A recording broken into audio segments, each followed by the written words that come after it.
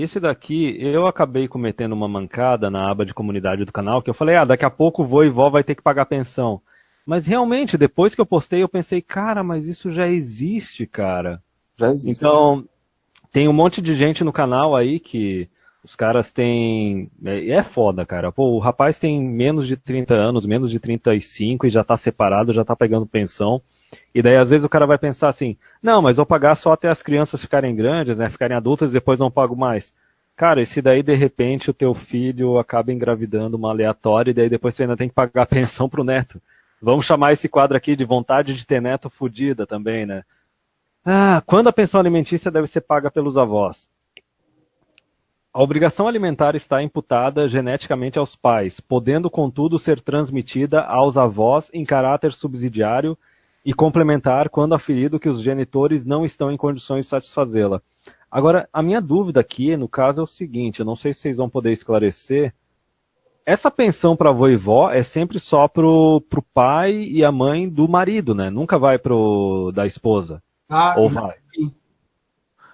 A gente sabe que as estatísticas brasileiras, 85% das vezes, em caso de divórcio, os filhos ficam com a mãe. Sim. Eu fiz questão de colocar algumas vezes, coloquei no site, coloquei na página, para tentar conscientizar as pessoas de que a versão feminista é de que isso de o filho ficar com as mães é uma criação do patriarcado. Só Aham. que é exatamente o contrário.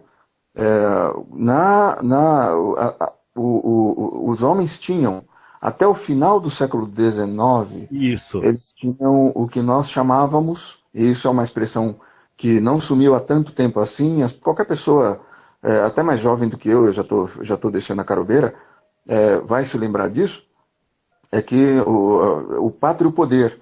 Os homens ficavam preferencialmente, o divórcio não era bem visto e não era bem aceito na justiça, porque eles tinham essa visão moralista de que a família deveria se manter. Né? Hoje é o contrário, hoje a família deve se manter. O homem é que deve se fuder. A família é uma família uniparental, a mulher só e o homem tchau. Mas então, naquela época, os homens tinham, as mulheres não eram desprovidas de direitos, mas alguns direitos a menos, elas de fato tinham legais, porque os homens tinham esses direitos e eles tinham as responsabilidades correspondentes. Então, o cara ficava com a pensão, porque ele era o provedor, né, ele era tido como uma obrigação masculina, Ele mas ficava com a ele também guarda, né, tinha, no caso. ele ficava também com a guarda. Por causa da mobilização feminista no final do século XIX, antes do século XX, se criou a doutrina dos primeiros anos, a Tender Years Doctrine, Isso. como a gente chama em inglês, que foi justamente na Inglaterra que isso foi criado, e se espalhou, a partir do momento que foi aprovado lá, essa doutrina jurídica de que as crianças são da mãe, isso se espalhou para o Ocidente todo e chegou aqui no Brasil. Simplesmente se tornou uma prática padrão. Se em caso de divórcio, em caso de separação, os filhos ficam com a mãe porque eles precisam da mãe. Eles não precisam do pai, eles precisam do dinheiro do pai. O pai é o provedor. Então a gente pode deixar o pai de lado, mas a mãe não. Né? Teve toda uma campanha, mulheres chorando, que elas estavam sendo alienadas, elas estavam sofrendo alienação parental, porque de repente elas resolviam acabar o casamento, e se uma mulher resolve acabar o casamento, ela está sempre em razão. Certo? Ela não quer que ela se sacrifique. Não, Se você quiser que uma mulher continue no casamento, certamente é um estupro isso aí, né? Qualquer coisa é estupro. não, e elas até tentaram barrar a lei de alienação parental, né? Fizeram até protestos lá em frente ao Congresso Nacional. Não sei se vocês acompanham essa notícia. Ainda estão fazendo dentro do Congresso. Neste momento, existem comissões feministas se mobilizando e tentando mudar ou acabar com a lei da guarda compartilhada e impedir que mulheres que fazem alienação parental sejam punidas. E nós temos a nossa direitista conservadora, que ela, nesse caso ela nem diz que ela é antifeminista, ela diz que ela é feminista, a Janaína Pascoal, aqui de São Paulo. Ela quer acabar com a lei da guarda compartilhada. A pastora feminazi a gente nem fala, né? Porque a pastora feminazi é muito feminazi, é muito louca e é muito feminazi. Ó, então, provavelmente nessa interpretação aqui, como a guarda da criança vai acabar indo para a mulher, então, se o cara não tiver condições de pagar a pensão, os pais dele é que vão ter que pagar. Então vai cair sempre sobre os avós paternos. Ó, Tá, mas tem uma lei aqui que eu achei agora, do dia 1º de abril, de um projeto que proíbe prisão de avós por dívidas de pensão aos netos. Isso é o mínimo, né? É um projeto de lei. PDT, é um projeto de lei, Sandro. Digo, não sei se... É um projeto de lei. Eles estão querendo impedir isso. Mas ainda não passou. Apenas um projeto. É uma proposta. Vamos prender velhinho, né, cara? Realmente, é isso que precisa ser feito na sociedade. Tá certo? Isso está sendo feito na sociedade há algum tempo. Aliás, isso é engraçado. Quem me lembrou disso, eu acho que foi o ano passado, foi a minha mãe. Eu estava tendo um relacionamento com uma mulher e eu comentei com a minha mãe que essa mulher estava fazendo um truque comigo, que é o Castelo nas Nuvens. Ela estava... eu descobri... depois eu inventei esse negócio de Castelo nas Nuvens, que eu achava que era a melhor descrição, que é uma tática que é ensinada a várias gerações para as mulheres. Como é que você segura aquele cara, faz o cara se apaixonar por você? Você simplesmente, primeiro, você vai ser tudo o que ele sempre sonhou. Uhum. Depois que ele se apega a você, você vai fazer ele ser tudo o que você sempre quis. E aí você não tem obrigação mais de ser nada do que ele sempre sonhou. Né? Isso é uma coisa que é ensinada de mãe para filha há muito tempo já, há gerações já, e é por isso que eu fico falando, esses caras ficam essas conversas tipo, as modernetes, isso atrapalha os homens conservadores, porque eles criam uma ilusão de que a mulher conservadora é de uma certa forma, ou de que as mulheres antigamente eram de uma certa forma, e eles deixam de levar em consideração uma série de fatores que eram parte da vida das mulheres antigamente e que eles ignoram das mães, não estou falando que a sua mãe é uma sacana, talvez não seja, não estou falando assim, na geração da sua mãe tinha isso, da minha avó tinha isso, da minha bisavó tinha isso, coisas como essa, o Castelo nas Nuvens, em inglês eles chamam isso de love bombing. Love bombing ou honey pot também eles chamam. Honey pot, que é uma tática também usada por seitas, por cultos. Simplesmente você chega lá na igreja, você chega lá naquele grupo de meditação, yoga, de um grupo aí, sei lá o que, religioso, e o pessoal te trata com um carinho, com um amor. Que tu nunca viu. Aí fisga você, e aí você começa a passar por várias etapas de lavagem cerebral. Só que, e aí eu repito, se um homem faz isso, ele facilmente é identificado como um psicopata. Quando uma mulher faz isso, as pessoas não percebem. Elas não veem isso como sendo uma forma pré-abuso.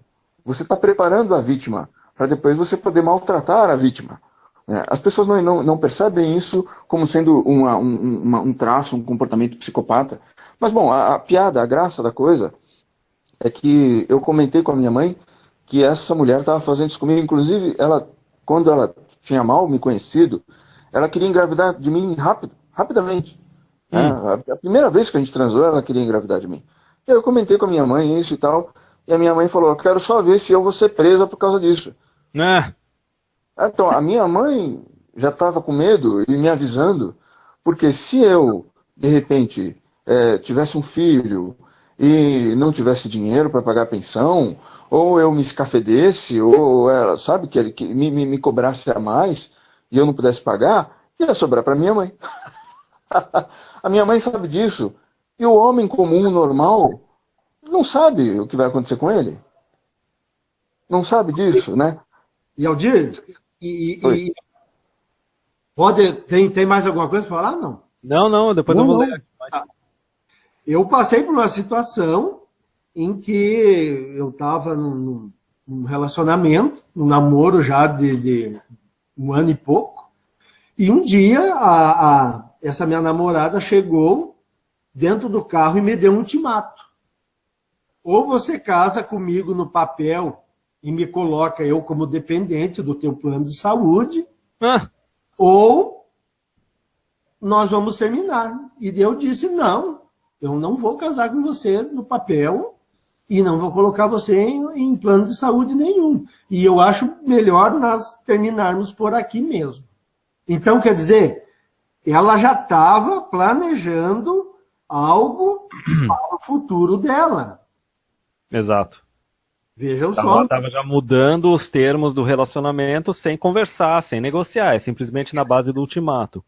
No ultimato. Os caras dos PUA lá, dos outros Red Pill, eles falam, cara, a mulher que faz ultimato, ela tá te dando um sinal que é pra tu terminar com ela naquele exato momento que ela solta o ultimato.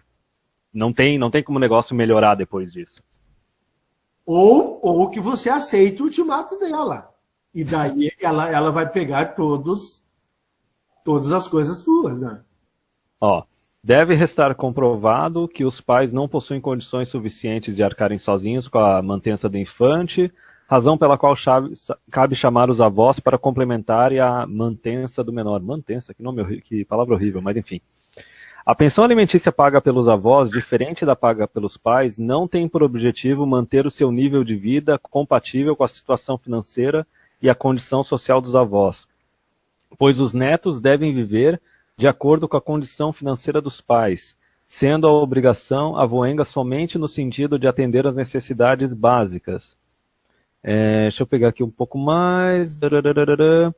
Observadas as suas condições pessoais e sociais, os avós somente serão obrigados a prestar alimento aos netos em caráter exclusivo, sucessivo, complementar e não solidário, quando os pais estiverem impossibilitados de fazerem, caso em que as necessidades básicas dos alimentandos serão aferidas prioritariamente, segundo o nível econômico-financeiro dos genitores, jamais os avós, sejam paternos ou maternos. Então, quer dizer, pode entrar tanto os avós paternos ou maternos.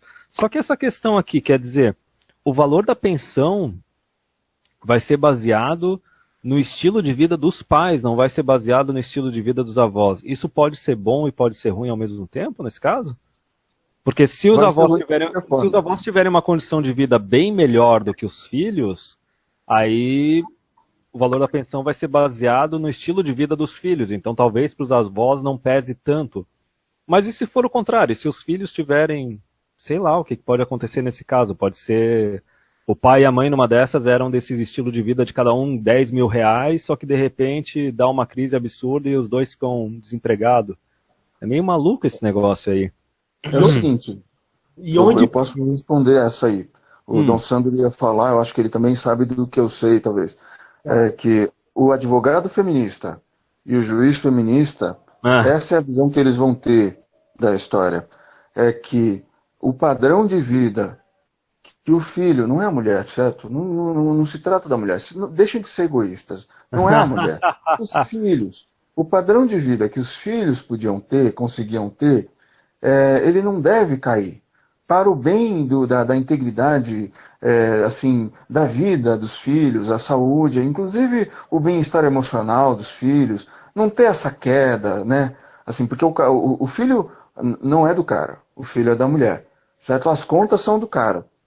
Então, a mulher fica com os filhos e vamos dizer que ela tenha, como o advogado orientou na outra matéria, ela tenha viajado, os avós tenham proporcionado alguma coisa, tem uma piscina, tem ali uma chacrinha, certo? Uma chacarazinha com piscina, onde ele pode ir, onde tem passarinho, tem pomar, tem viagens, tem carro, tem um monte de coisas e tal.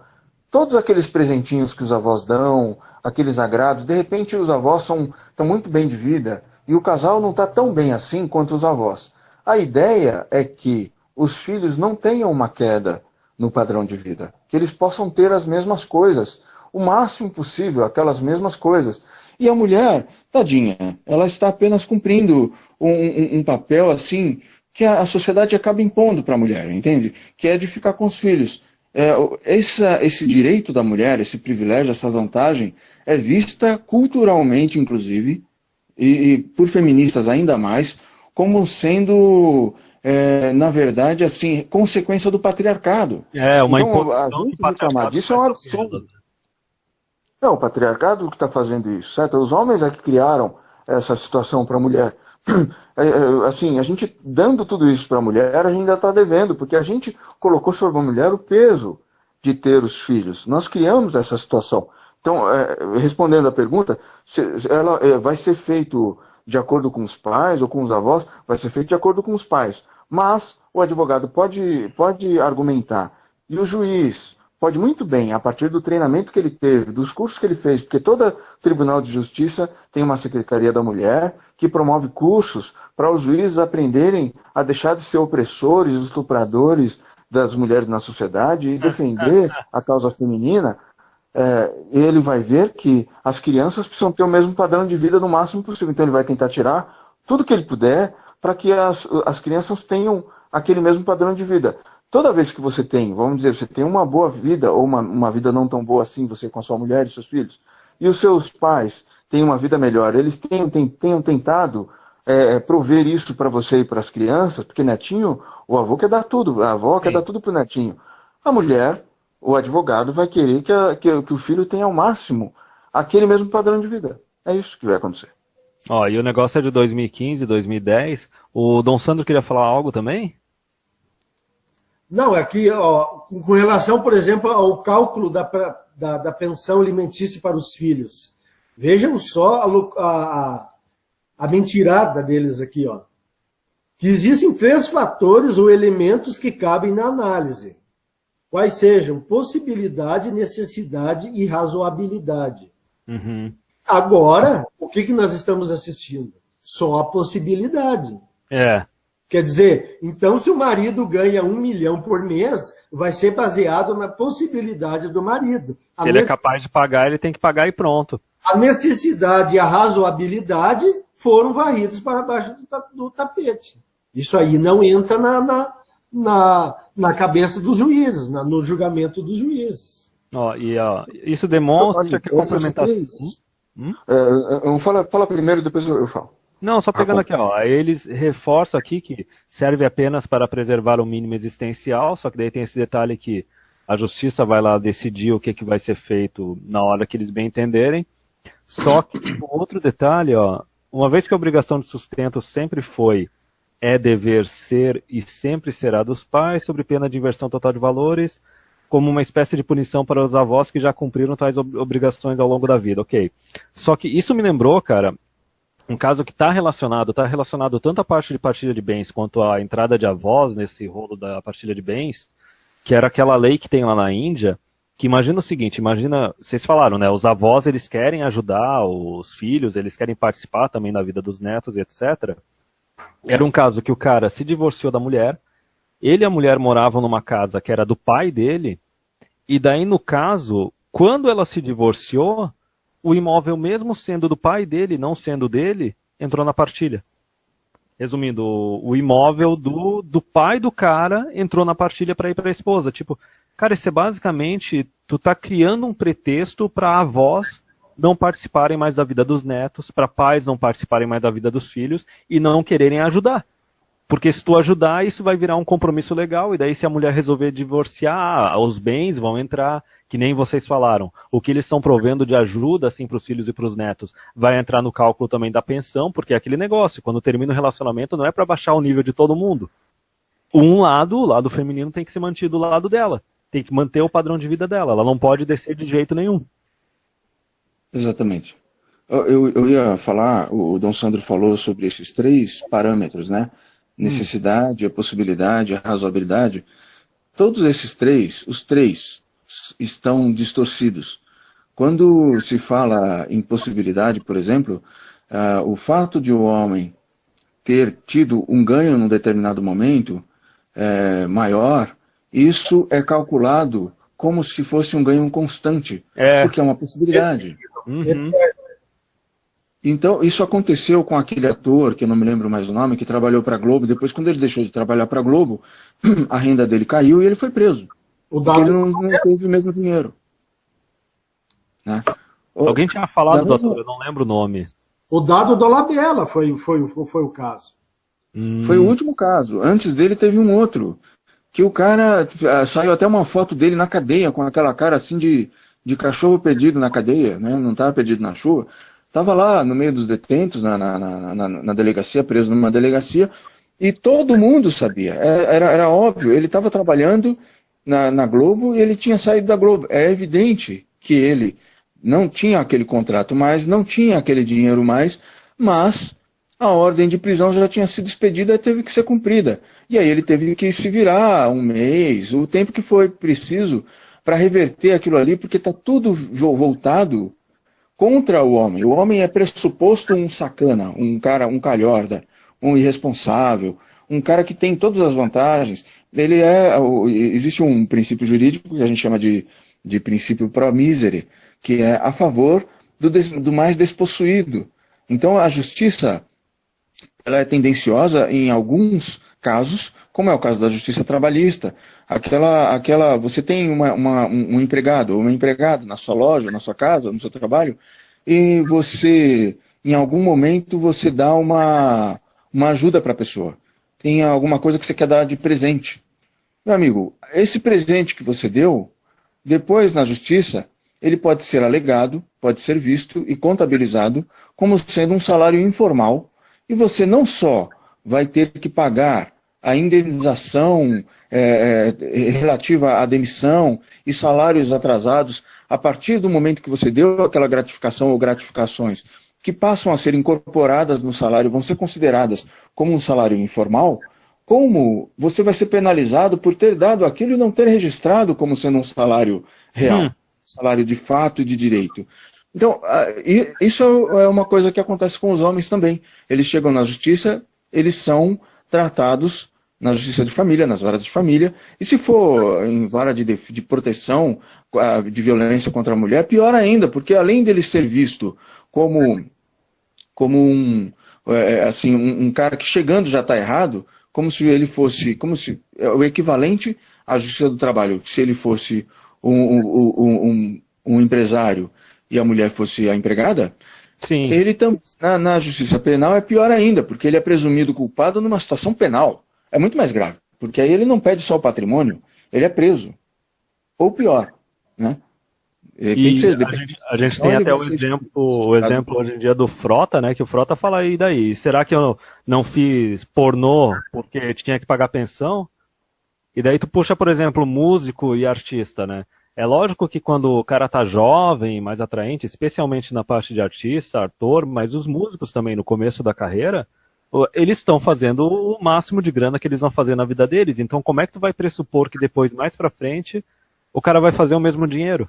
Aí entra o caso conhecido do Robin Williams, entendeu? O cara já tava com, sei lá, quase 70 anos na cara, ou talvez mais de 70, tendo que fazer um monte de filme, um monte de série que ele não estava interessado em fazer, porque ele tinha que continuar pagando a pensão de quando ele estava lá no ápice da carreira dele.